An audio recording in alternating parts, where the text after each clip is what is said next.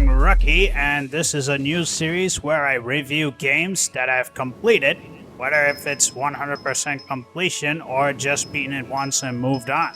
So for this very first game review from the channel, we'll be checking out a rather obscure game that hasn't got any kind of attention, Magic Potion Millionaire. Developed and published by Artifacts, Magic Potion Millionaire is a game that follows from the previous two games, Magic Potion Explorer and Magic Potion Destroyer. The game is to have a combined mix of simulation, roguelike platforming, and action RPG. But does that sound good? Let's find out. The story takes place in a magic potion store called Atelier Pastel under a girl named Pastel and her younger brother Gouache. One day, Pastel just wished that she had competition as it was boring to run the store. She didn't realize that a girl named Mary overheard her wish and she left at that moment with a grin. The next day, Pastel was shocked that there was another magic potion store nearby and she started losing her customers. Realizing that her potions were not up to the mark, she decides to reopen her store from scratch and run it once again. The story isn't very special. The majority of the characters are very static, having little to no expressions in them. The only ones in doing so are the three main characters in the entire game, and as a result, the rest of the characters hardly have any role at all in the entire story. At least one good thing about the story is that it is linked with the replay value, which does bring up moments, but only if you're willing to get into the game further, which we will get to later on during the gameplay side of things. And for those who haven't played the previous two games, there are no backstories that bring in elements from those games, as far as I'm aware.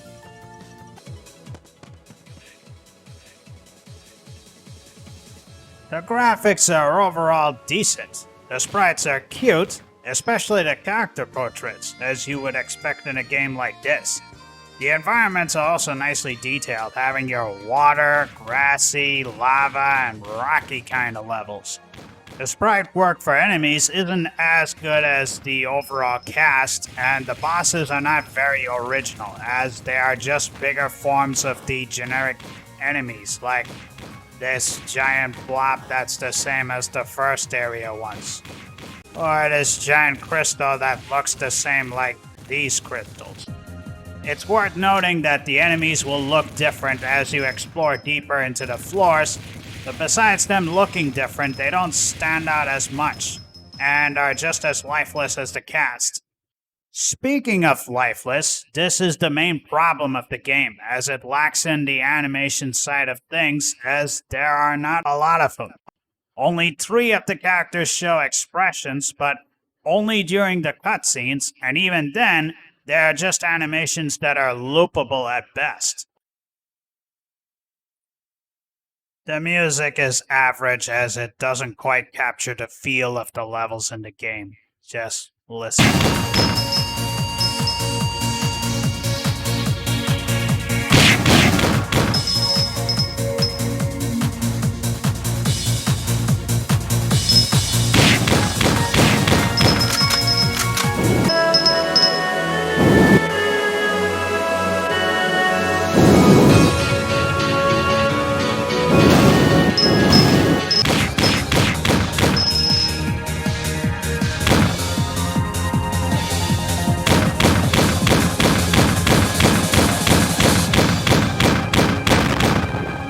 They feel like royalty music that has been placed there for budget reasons. What should have been expected is adding music that matches the feel of the levels.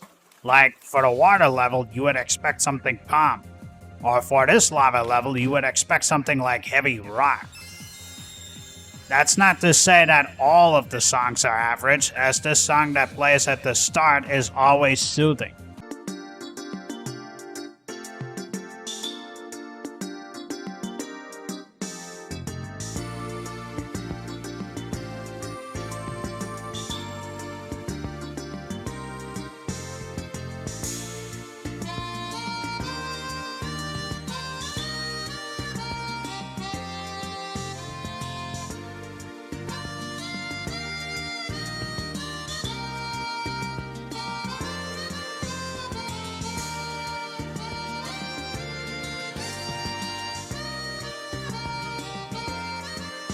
It's just disappointing that the rest of the songs don't capture the same feel as the one in the shop.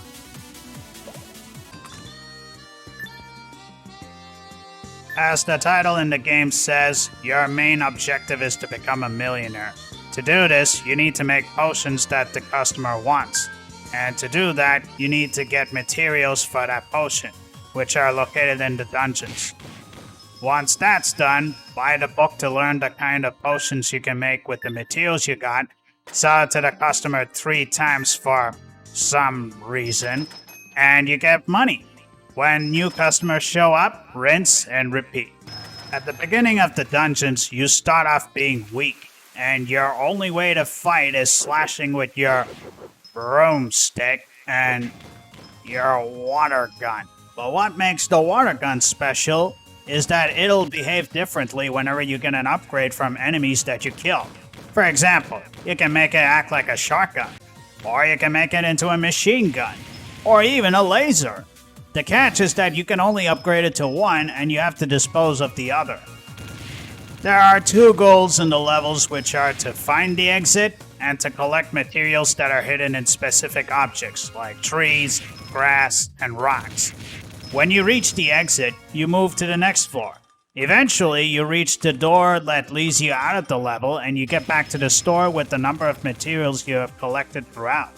When you defeat enemies, you get scraps that can be used to make magic spells like healing yourself from damage and status effects, use a bouncy blob to reach higher areas, or just buffing up your gun and broomstick levels to kill tougher enemies with a breeze. You can also use altars that do random things for you, like getting to know the map layout for instance, or, again, just buffing up your stats. For a price that will increase gradually whenever you pray at the altars on each floor. As you make progress, you can buy more equipment that you can use in the levels to make progression easier, as well as unlock powerful ammo for your gun and get more materials by buying more maps to have newer stages to explore into. Later on, Mary will challenge you to collect a certain amount of money, and until you do, you won't be able to get more customers and newer books and maps to buy. So you're probably asking whether if this is all you do in the game. Just go to dungeons, kill enemies, get materials, buy books and equipment, sell potions to customers? Yes. This is all you do in the game, which is a big problem that could easily be avoided if the game offered more variety. For starters, you can only get one kind of material at every level. This is a problem because if you need to get a certain kind of materials that the customer wants you to get, you would have to revisit only those levels that offer it, or in the worst case, you would need to complete more levels to unlock the level which has the material that the customer wants. Because of this, revisiting levels just to get the same materials over and over again can get repetitive and dull very fast. It also doesn't help that the levels don't offer anything different either, as they are just a fresh coat of paint with little to no gimmicks that make them stand out. The platforming is never rewarding when trying to reach areas where you would think you'd get something, but always lead to a dead end. And the layouts in the levels are often reused over and over again.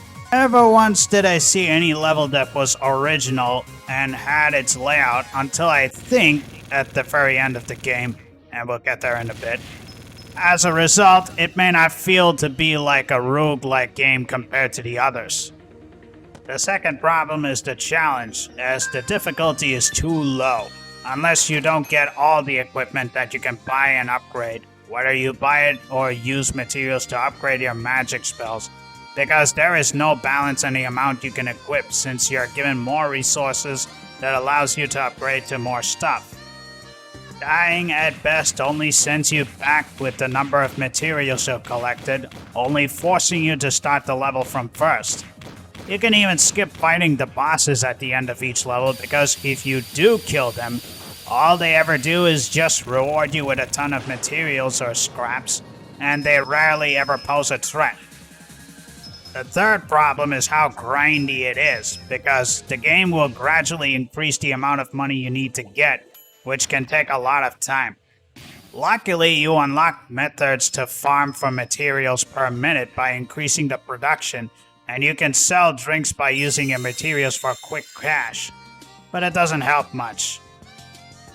At least one good thing about the game is its replay value, which plays a huge role in the story. When you beat the game, it follows something similar to Pokemon, where you unlock a newer story, which does change things a bit.